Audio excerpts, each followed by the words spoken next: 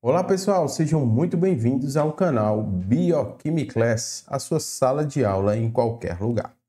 Eu sou o professor Dimas Batista e esse é o primeiro vídeo de uma série onde nós vamos abordar os sistemas sanguíneos.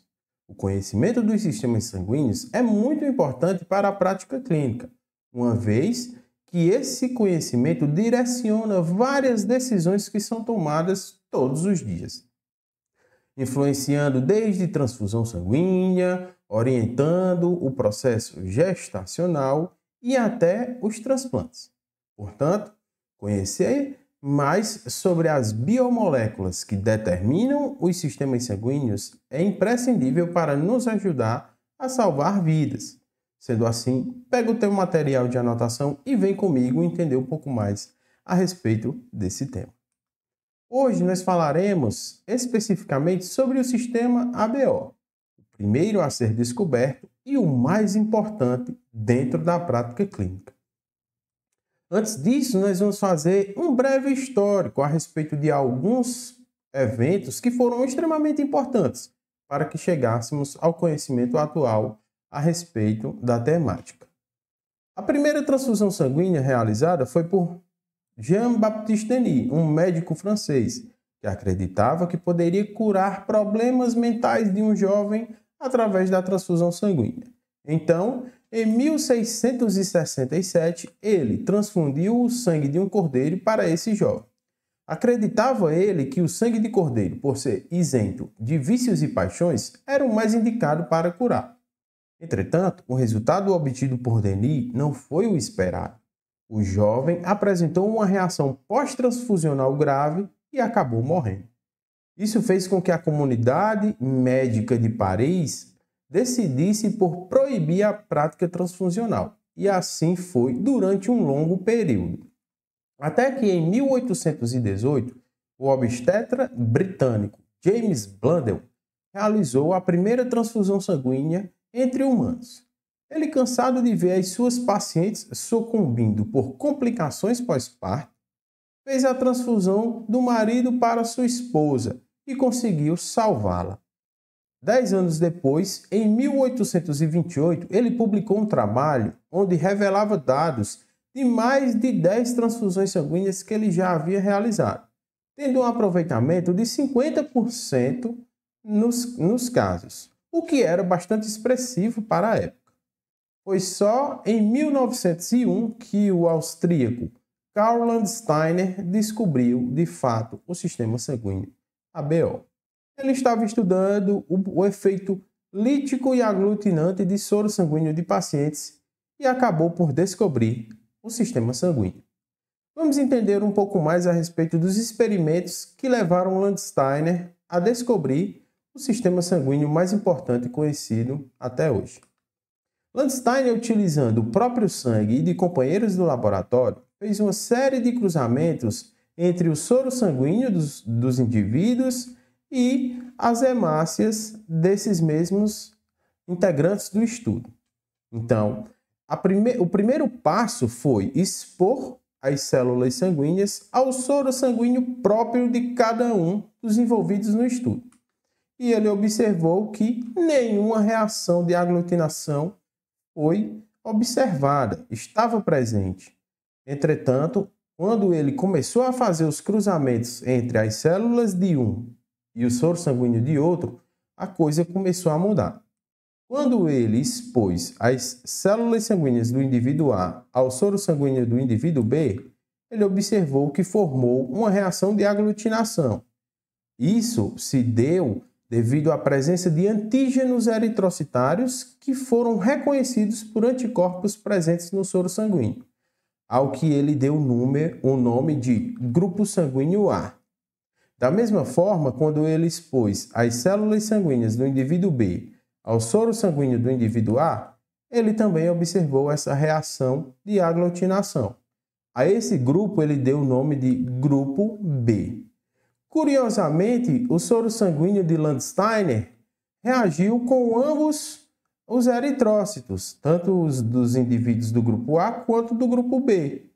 E isso fez com que ele descobrisse um novo tipo sanguíneo, ao que ele deu o nome de grupo sanguíneo O, devido à expressão out of A or B, que implica dizer fora de A ou B.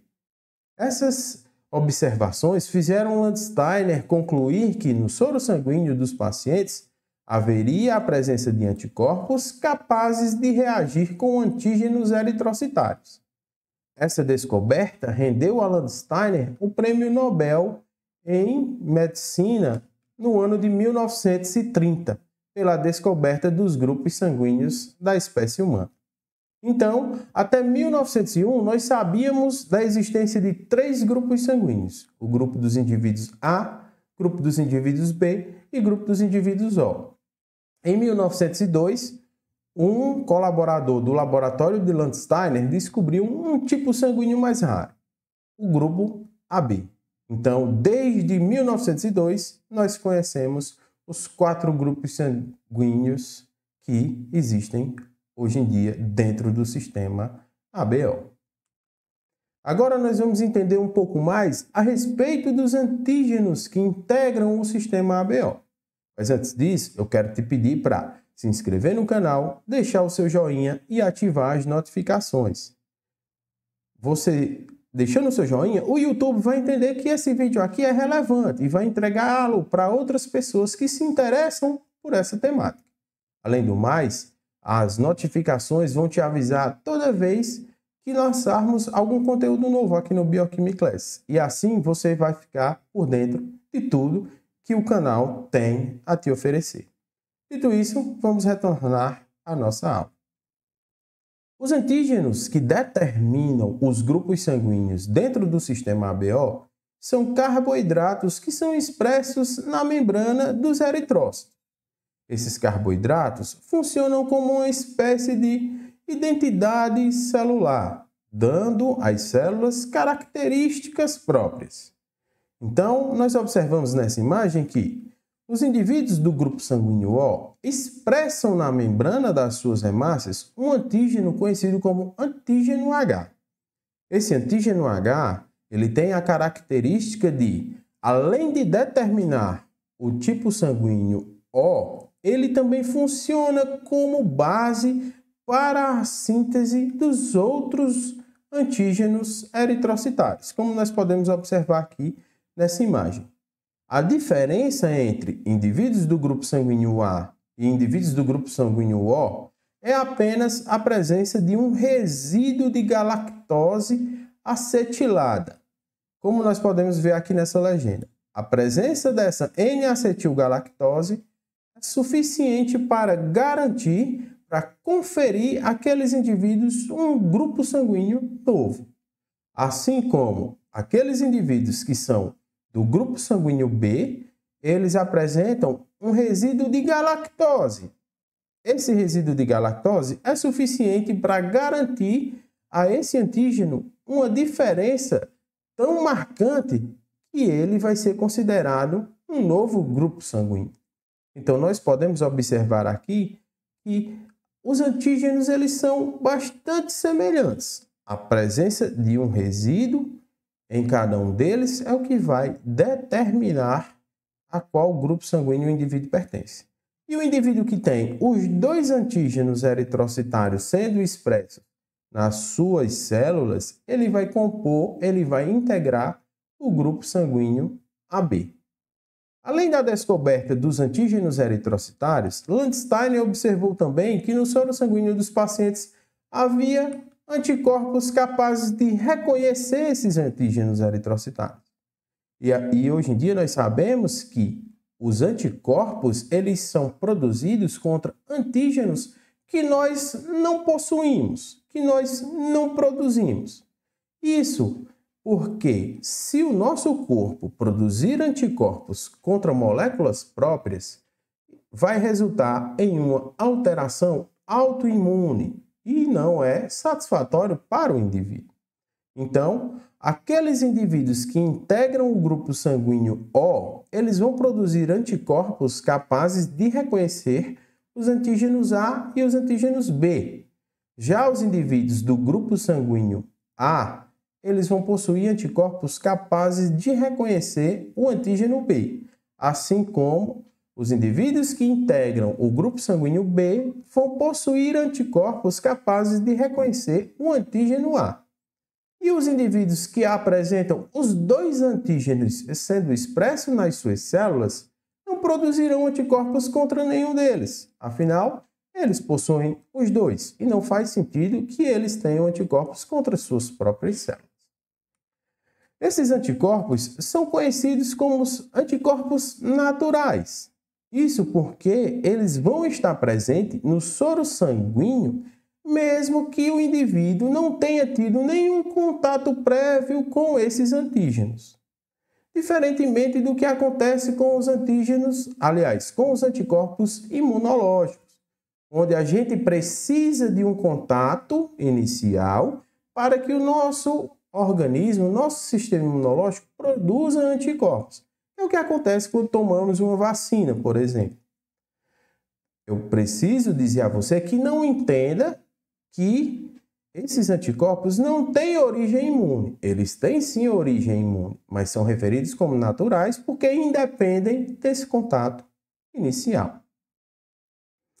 Nós aprendemos lá no ensino médio que o nosso DNA é o que determina o nosso grupo sanguíneo.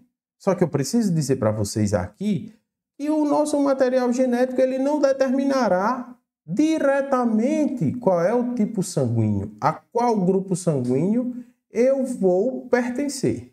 Pelo contrário, o nosso material genético ele vai ser decisivo para indicar a qual grupo sanguíneo eu pertenço. Entretanto, essa determinação será pela expressão de enzimas transferases que estão envolvidas na biossíntese dos antígenos eritrocitários.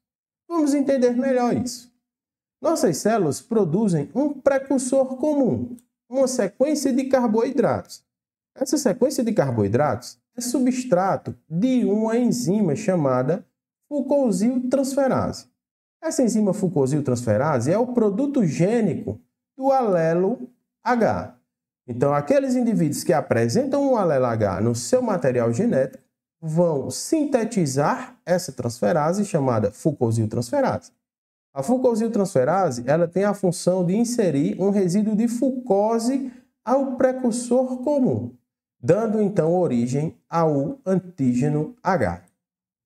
Dessa forma, o antígeno H foi sintetizado. Então, o indivíduo que apresenta o alelo A no seu material genético produzirá então uma enzima chamada GTA. Essa enzima GTA utiliza como seu substrato o antígeno H, inserindo nele um resíduo de N-acetil-galactose. Dessa forma, o antígeno H dará origem ao antígeno A, que será expresso na membrana do eritrócito, conferindo a esse indivíduo o grupo A.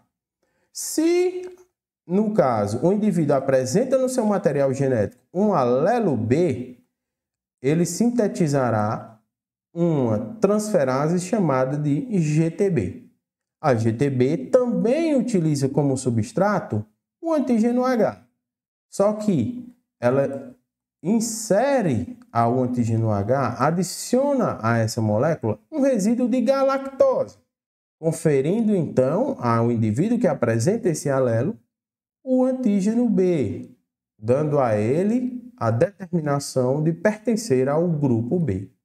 Se o indivíduo apresenta tanto o alelo A quanto o alelo B, ele produzirá ambas as transferases.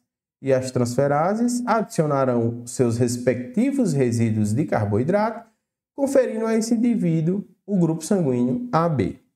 Já se um indivíduo apresenta no seu material genético o alelo O, ele não produzirá uma transferase ativa. Dessa forma, na via de biossíntese dos antígenos eritrocitários, o antígeno H, ao ser sintetizado, ele será expresso na membrana dos eritrócitos na forma de antígeno H, conferindo então a esse indivíduo o grupo sanguíneo O. Vale a pena observar aqui que existe uma forma incomum, bem rara de acontecer, mas está presente e nós temos que falar dela, que é quando o indivíduo apresenta um alelo H deficiente, ou então esse alelo ele não está presente no material genético do indivíduo. Dessa forma, ele não vai apresentar uma fucosiltransferase. Se ele não apresenta essa enzima fucosiltransferase, esse antígeno precursor comum não vai dar origem ao antígeno H. Dessa forma, ele não poderá ser substrato nem da GTA nem da GTB. Ou seja, o indivíduo ele pode até apresentar os alelos A e B no seu material genético. Só que como ele não produziu o antígeno H, que é substrato dessas enzimas, ele vai ser considerado um indivíduo falso O, por conta que ele não produz o antígeno H. Como eu disse para vocês, o nosso material genético ele vai determinar a presença destas transferases. Se o alelo H não está presente e o indivíduo produziu apenas o precursor comum, ele vai ser expresso dessa forma na membrana dos eritrócitos. Qual é a implicação disso? A implicação disso é que esse indivíduo ele vai apresentar anticorpos naturais na sua corrente sanguínea contra todos os antígenos eritrocitários. Contra o antígeno H, contra o antígeno A e o antígeno B. Então, ele apresenta anticorpos contra todos os grupos sanguíneos. Dessa forma, ele só pode entrar em contato com eritrócitos que possuam a mesma característica que ele. Esse fenótipo, que é um fenótipo conhecido como fenótipo Bombaim, ou falso O. Ele tem essa denominação porque foi descrito pela primeira vez na cidade indiana de Bombaim. Então, qual seria a implicação prática dos grupos sanguíneos, dessa determinação antigênica dos grupos sanguíneos? Nós vamos observar agora, numa situação de transfusão sanguínea, o que pode acontecer. Então, eu trouxe essa tabelinha aqui para que nós revisemos o conteúdo abordado até aqui e entendamos melhor quem pode doar para quem e o porquê. Nós dissemos que os indivíduos que pertencem ao grupo A apresentam um antígeno A na superfície das suas células. Se eles apresentam um antígeno A, eles produzirão anticorpos contra o antígeno B. Já os indivíduos que pertencem ao grupo B, eles apresentam anticorpos contra o grupo A. Aqueles indivíduos que apresentam ambos os antígenos não produzirão anticorpos. E os indivíduos que não apresentam nem o antígeno A, nem o antígeno B, ou seja, que pertencem ao grupo O, terão anticorpos contra ambos os antígenos. Então, aqueles indivíduos que integram o grupo O, eles podem doar para todos os outros, uma vez que o antígeno H, que é o que determina o grupo O, funciona como base para a formação tanto do antígeno A quanto do antígeno B. Então, as células do sistema imunológico não reconhecerão esse antígeno H como um agente invasor, pois tanto os indivíduos do grupo A quanto os indivíduos do grupo B produzem o antígeno H para dar origem ao seu próprio antígeno. Já os indivíduos do grupo A, eles só podem doar sangue para quem tem o mesmo grupo sanguíneo ou para quem integra o grupo AB, porque aqueles indivíduos que integram o grupo AB apresentam um antígeno A e não possuem anticorpos contra ele. A mesma coisa acontece com quem é do grupo B. Do grupo B só pode doar para quem é B ou para quem é AB, porque AB vai apresentar um antígeno B e não produz anticorpos contra esse antígeno. E quem é do grupo AB só pode doar para ele mesmo. Dessa forma, nós podemos perceber que os indivíduos que integram o grupo O são conhecidos como doadores universais. E aqueles que integram o grupo AB são os conhecidos como receptores universais. Então, pessoal, o que tínhamos para falar sobre o sistema sanguíneo ABO era isso. Nas próximas aulas, nós veremos o antígeno do sistema RH e também incompatibilidade sanguínea. Portanto, não deixe de se inscrever no canal, ativar as notificações e deixar o seu joinha. Caso você tenha ficado com alguma dúvida, deixa aqui no comentário a tua dúvida, a tua sugestão e também dá uma dica aí do que você gostaria de ver aqui no Biochemistry Class. Então, muito obrigado por ficar comigo até aqui e até o próximo vídeo.